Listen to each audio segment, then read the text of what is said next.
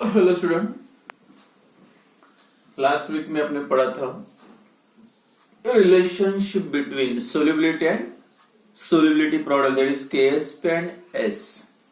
तो हर साल के लिए जो रिलेशन है अलग अलग है, that depends on the number of cations and anions. तो जो रिलेशन या formula direct KSP is equal to जो बताया था x to the power x, y to the power y, s to the power x plus y। तो कोई भी salt के लिए x मतलब number of cations, y number of anions and s is the solubility of that salt and KSP is solubility product. जैसे ZnCl2 क्या आएगा reaction, Zn di positive plus twice Cl negative. तो number of cation 1, number of anion 2, तो क्या आएगा relation KSP is equal to cation 1 1 to the power 1, anion 2 2 to the power 2 and S to the power 2 plus 1 मतलब 4s cube. या same आप ऐसे भी लिख सकते, जितने कैटायंस है डायरेक्ट,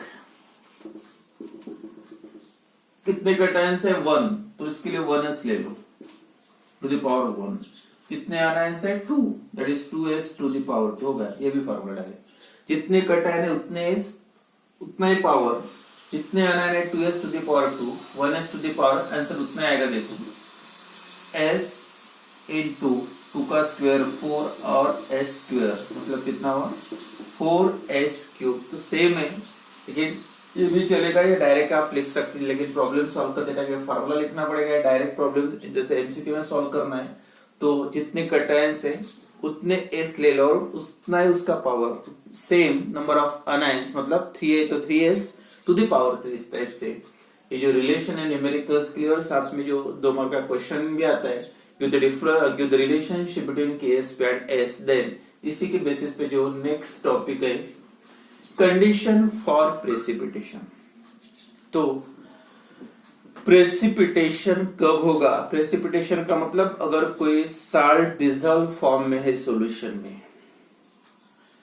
डिजॉल्व फॉर्म में मतलब सॉल्यूशन क्लियर मिलेगा आपको, आयंस दिखेंगे नहीं, लेकिन अगर उसमें से डिजॉल्व फॉर्म में से वो अनडिजॉल्व हो जाता है, मतलब सॉल्यूशन का कन्वर्शन सॉलिड में होता है, तो फिर से वहां पे जो कंपाउंड रीजनरेट क्रिस्टलाइजेशन शुरू हो जाता है।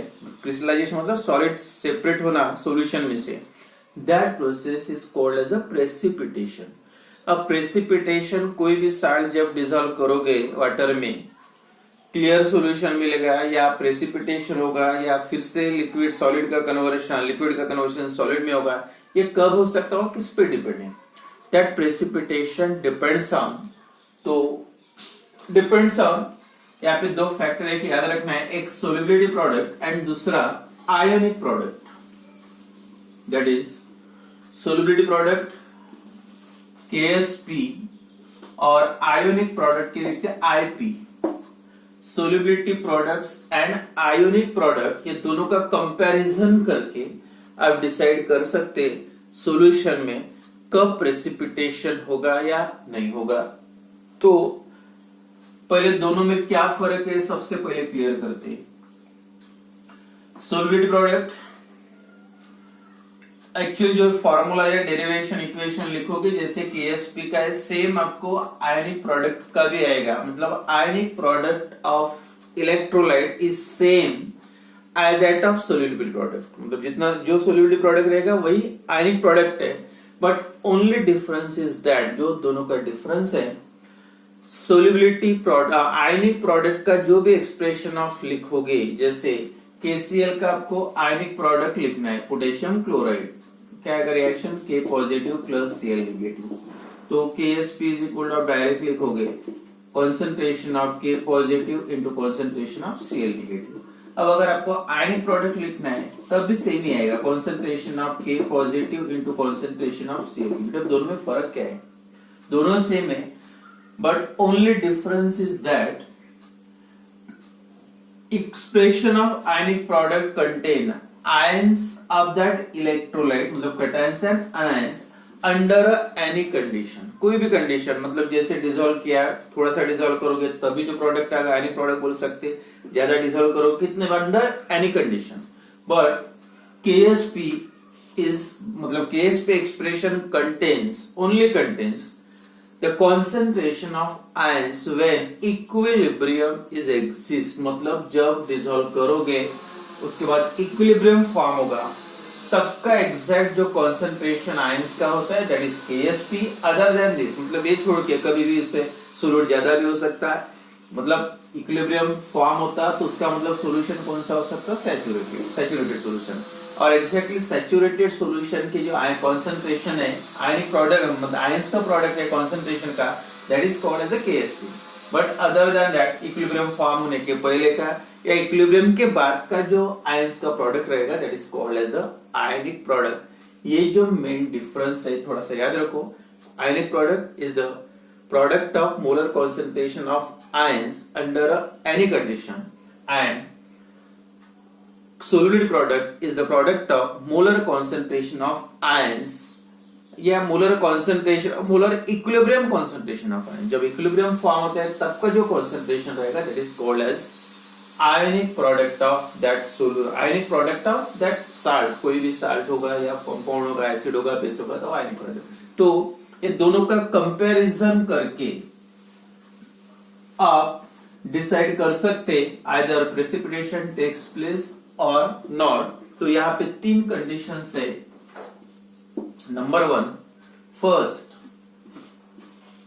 KSP is equal to ionic product IP। तो KSP और IP सेम है तो इसका मतलब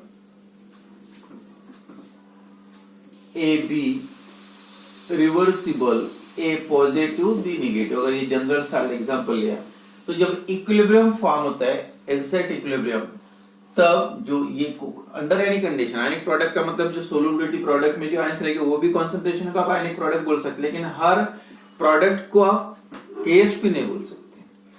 हर कॉइन के भी जो प्रोडक्ट रहेगा कॉन्सेंट्रेशन का प्रोडक्ट है उसको IP बोल सकते, लेकिन KSP के लिए वो रिएक्शन जो है that always must be in equilibrium state, तो इक्विलिब्रियम कॉन्सेंट्रेशन ही लेना है। तो KSP और आयनिक प्रोडक्ट अगर इक्वल है, इक्वल का मतलब दोनों सेम ही है, तो सॉल्यूशन कौन सा रहेगा, that solution is saturated. Solution is saturated exactly. And अगर ये फॉर्म ये मतलब सॉलिड है तो उसका कन्वर्शन आयंस में हो जाएगा, आयंस प्रेजेंट है ज्यादा बन गए तो फिर से सॉलिड में हो जाएगा। इस टाइप से इक्विलिब्रियम फॉर्म का मतलब फिर से वो सॉल्यूशन में आपको सॉलिड पार्टिकल्स नहीं दिखेंगे, प्रेसिपिटेट क्रिस्टलाइजेशन नहीं होगा एंड देयरफॉर तो अगर KSP और IP की वैल्यू सेम है तो उसका मतलब है solution is saturated, equilibrium exist between ions and unionized molecule means no precipitation will occur. तो प्रेसिपिटेशन नहीं होगा, सॉल्यूशन सैचुरेटेड रहेगा। कब, जब KSP और IP की वैल्यू सेम होती है तब। कंडीशन नंबर 2 मतलब solution saturated, no precipitation. Second condition, when KSP is less than ionic product। अब KSP का मतलब क्या, सॉल्यूशन सैचुरेटेड होगा, जैसे AB A positive B negative. अब यहाँ पे क्या है कि आयनिक प्रोडक्ट ज्यादा है, मतलब आयंस का कॉन्सेंट्रेशन जितना सैचुरेटेड के लिए आयंस की जरूरत थी मतलब डिजॉल्व होने के लिए, उससे अपने सॉल्यूशन में ज्यादा आयंस डाल दिए। अब आयंस अगर ज्यादा डालोगे तो क्या होगा, जो excess ion equilibrium form of कोई भी जनरल एक टेंडेंसी होते है, कोई भी साल्ट डिजॉल्व करो कुछ देर तक डिजॉल्व होते जाएगा, बाद में इक्विलिब्रियम फॉर्म होगा उसके बाद डिजॉल्व नहीं होगा। अब यहाँ पे आयनिक प्रोडक्ट और सेम था तो दोनों का मतलब बैलेंसिंग था, जितने आयंस है उतने अनआयोनाइज्ड मॉलिक्यूल जो रेट है कन्वर्शन सेम था, लेकिन यहाँ पे आयनिक प्रोडक्ट ज्यादा है तो उसका मतलब ये हुआ जितना डिजॉल्व होना चाहिए जितनी उसकी टेंडेंसी थी उससे ज्यादा आयंस बन गया। जो भी एक्सेस आयंस रहेंगे they again combine to form a AB molecule. AB molecule फिर से अगर बनना शुरू हो गया मतलब सॉल्यूशन में सॉलिड पार्टिकल बाहर आना शुरू हो जाएंगे, मतलब सॉल्यूशन को आप बोल सकते हैं जितना रिक्वायर्ड है डिसॉल्व करने के लिए उससे जब ज्यादा साल्ट डालते हो तब सॉल्यूशन बनता है, वो सॉल्यूशन को बोलते हैं सुपर सैचुरेटेड सॉल्यूशन। अब सॉल्यूशन सुपर सैचुरेटेड है तो इसका मतलब ज्यादा आयंस फॉर्म हो गए, तो ज्यादा भी नहीं हो रहा कम भी नहीं हो रहा, और ज्यादा आयंस फॉर्म हो गए तो उसका मतलब solution super saturated and precipitation will occur. अब यहाँ पे प्रेसिपिटेशन होगा, तो एक याद रखो, प्रेसिपिटेशन के लिए, प्रेसिपिटेशन फॉर्म होने के लिए सॉल्यूशन में, पीपीटी बनने के लिए, सॉलिड पार्टिकल सेपरेट होने के लिए, क्रिस्टलाइजेशन होने के लिए कौन सी कंडीशन चाहिए? Ionic product must be greater then solubility product. जब सोल्यूबिलिटी प्रोडक्ट से आयनिक प्रोडक्ट की वैल्यू ज्यादा होती है तब प्रेसिपिटेशन होगा। एंड थर्ड कंडीशन है when KSP is greater than, मतलब ionic product is less than solubility. Ionic product अब कम रहा, अब कम का मतलब है आयंस कम है, सॉलिड पार्टिकल ज्यादा है, तो ज्यादा डालोगे तो फिर से डिजॉल्व होते जाएगा, डिजॉल्व होते जाएगा, तो जितनी कैपेसिटी उसके डिजॉल्व होने की उससे आपने कम सॉलिड डाला है, तो उसका मतलब फिर से डिजॉल्व होगा, और डिजॉल्व हो रहा तो प्रेसिपिटेशन तो होगा ही नहीं। और जब ज्यादा सोल्यूट आप डिजॉल्व कर सकते तो उसका मतलब होता सोल्यूशन इज अनसैचुरेटेड। तो सोल्यूशन कौन सा हुआ? Unsaturated and again no precipitation, और यहाँ पे भी प्रेसिपिटेशन नहीं होगा। तो if KSP is equal to IP, no precipitation, solution is saturated. When KSP is greater than IP, solution is unsaturated, again no precipitation. But condition for precipitation is ionic product is greater than solubility product, then solution is super, मतलब जब solution super saturated बनेगा तभी precipitation. बस ये तीन condition important है। Precipitation के लिए कौन सी कंडीशन चाहिए तो थोड़ा सा याद रखो। तो क्या कंडीशन है? IP must be greater than solubility product, then the precipitation of that salt takes place. And last topic ये चैप्टर का न्यूमेरिकल्स के पहले, that is common ion effect. और लास्ट में जो दिया है solubility and common ion effect, वो रिलेटेड पार्ट में आता है, तो लास्ट टॉपिक बोल सकते हैं common ion effect. Common ion effect, तो उसका जो डेफिनेशन है, स्टेटमेंट क्लियर करने से पहले एग्जांपल लेते हैं। और सिंपल मतलब है इसका, जब भी कोई एक वीक इलेक्ट्रोलाइट का आप सॉल्यूशन बनाओगे और वो वीक इलेक्ट्रोलाइट में दूसरा कोई एक सॉल्यूशन बना है वीक इलेक्ट्रोलाइट का डिसॉल्व करके, अगर वो एक वीक इलेक्ट्रोलाइट में दूसरा कोई एक स्ट्रांग इलेक्ट्रोलाइट उसमें अगर ऐड कर दोगे तो जो पहले वाला वीक इलेक्ट्रोलाइट है उसका जो आयनाइजेशन है, डिसोसिएशन कम होगा, मतलब जो डिसॉल्व हुए मॉलिक्यूल्स है फिर से वो वापस आ जाएगी। मतलब अल्टीमेटली क्या हुआ? Ionisation of weak electrolyte decreases. क्यों डिक्रीज हुआ? Due to the addition of another strong electrolyte. और वो स्ट्रॉन्ग इलेक्ट्रोलाइट कब ऐसे होगा? जब उसके पास that contain ions which is common to that of weak electrolyte, मतलब जो दो आयंस होते हैं कैटायंस एंड अनायंस, उसमें से एक भी आयन पहले इलेक्ट्रोलाइट के साथ अगर मैच होता है तो पहले वाला जो वीक इलेक्ट्रोलाइट था उसका आयनाइजेशन कम हो जाएगा, डिसोल्यूशन कम होगा और डिक्रीज होगा।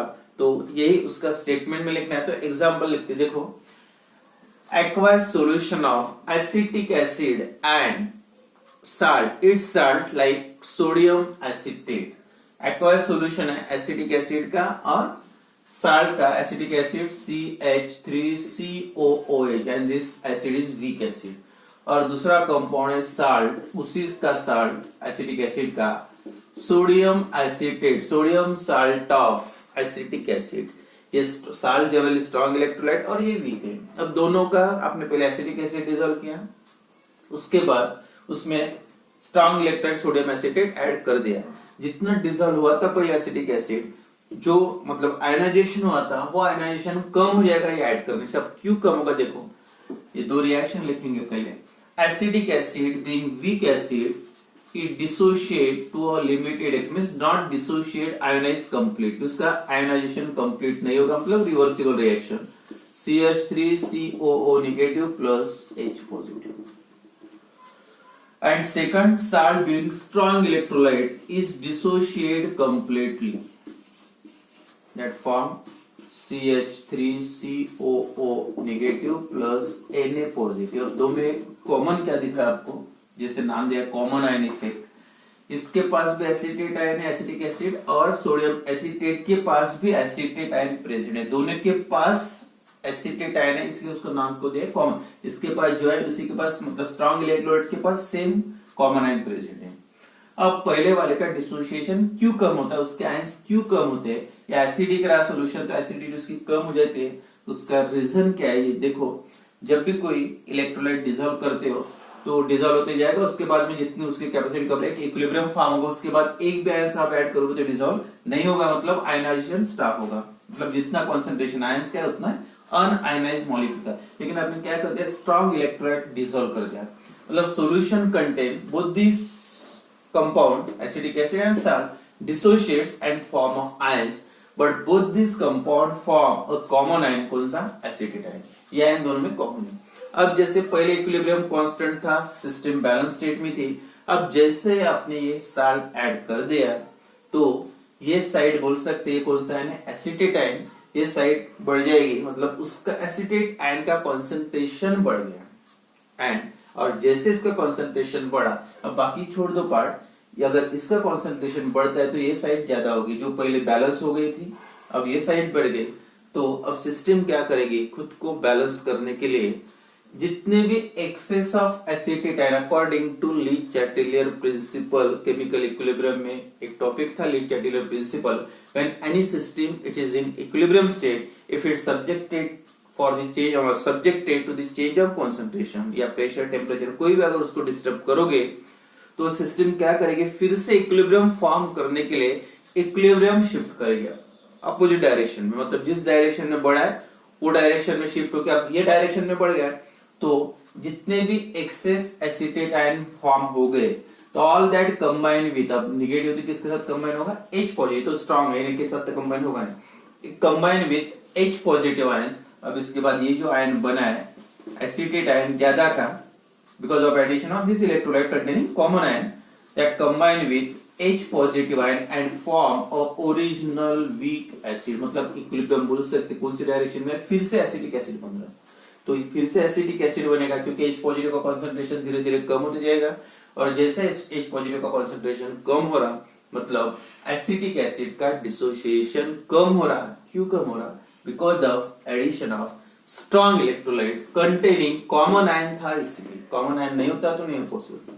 तो this मतलब ये जो प्रोसेस है dissociation of ionization of acetic acid decreases due to the addition of sodium acetate containing common ion acetate ion, that process is called as a common ion effect। क्या लिखोगे definition, the decrease degree of dissociation of weak electrolyte या ionization of weak electrolyte is suppressed in the presence of strong electrolyte containing ion common to the weak electrolyte। जो ions उसमें कौन सा, कोई भी नहीं चलेगा, वही ions रहेगा, तभी आप उसका dissociation कम होगा, तो स्टेटमेंट बोल सकते या definition of common ion effect, simple मतलब है the ionization of weak electrolyte is suppressed बोलो decrease बोलो, the ionization of weak electrolyte is suppressed in the presence of strong electrolyte containing ion common to that of weak electrolyte, और या ऐसे भी लिख सकते हैं decrease in the degree of dissociation of weak electrolyte due to the suppressed in the degree of dissociation of degree of ionization of weak electrolyte due to the addition of another strong electrolyte containing common ion is called as a common ion effect।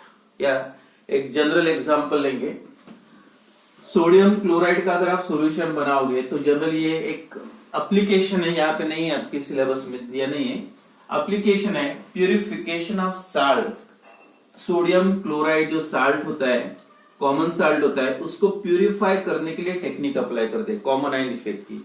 अगर उसको purify करना है, उसमें कुछ impurities present है, तो सबसे पहले क्या करते हैं, सोडियम क्लोराइड का सॉल्यूशन बनाते हैं। तो क्या होगा, सोडियम क्लोराइड डिसॉल्व हो जाएगा, that form Na positive and Cl negative ions, and that there exists a equilibrium between these ions, and अब ये solution saturated है when HCl gas is pass through the solution. जैसे solution में आपने HCl gas pass किया तो HCl dissociate completely and form H positive and Cl। अब क्या दिख रहा है यहाँ पे, NaCl के पास Cl नेगेटिव है और HCl के पास भी Cl नेगेटिव है, therefore excess of Cl negative ion combine with Na positive ion.